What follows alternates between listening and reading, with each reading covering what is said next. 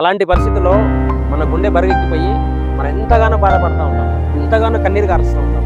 కొన్నిసార్లు నిద్రలేని రాత్రులు మనం అనుభవించవలసి వస్తుంది. ఎందుకో తెలుసా, నేను ఎవరికి అన్యాయం చేయలేదే, కానీ నా చుట్టూనటువంటి వారు నన్ను ఇంతగా బాధిస్తున్నారు కదా అని చెప్పేసి మనం అనుకోవచ్చు కొన్నిసార్లు. ఈరోజు ఈ మాట మీ జీవితాల్లో ఎంతో ధైర్యాన్ని కలగజేస్తుంది. ఎలా ధైర్యాన్ని కలగజేస్తుందంటే, ఈ రోజున నువ్వు ఎదుర్కొంటున్నటువంటి బాధ, నువ్వు ఈ రోజున నువ్వు ఎదుర్కొంటున్నటువంటి సమస్య, ఆర్థికపరమైనటువంటి ఒత్తిడి కావచ్చు, అనారోగ్య సమస్య కావచ్చు, ఇంకా ఇతరమైనటువంటి పరిస్థితులు ఏదైనా కావచ్చు.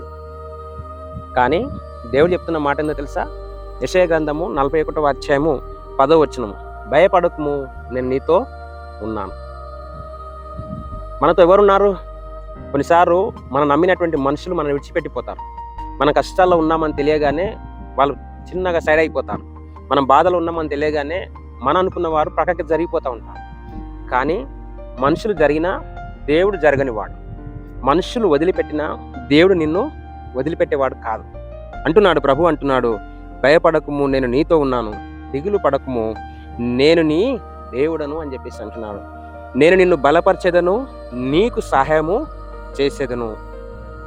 నేను నిన్ను బలపరుస్తా, నేను నీకు సహాయము చేస్తానని చెప్పేసి దేవుడు అంటున్నాడు. ఈ రోజున మనల్ని బలపరిచేది ఎవరు? దేవుడు మనల్ని బలపరుస్తాడు.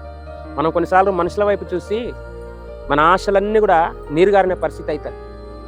మన అనుకున్న వారు సాయం చేస్తారన్నటువంటి వారి వైపు మనం చూస్తూ ఉంటాం, కానీ చివరికి వారు చేతులు ఎత్తేయచ్చు. కొన్నిసార్లు మనము మన జీవితాలలో ఎదుర్కొంటున్నటువంటి సమస్యలను బట్టి ఎంతగానో మనం భయపడిపోతూ ఉంటాం.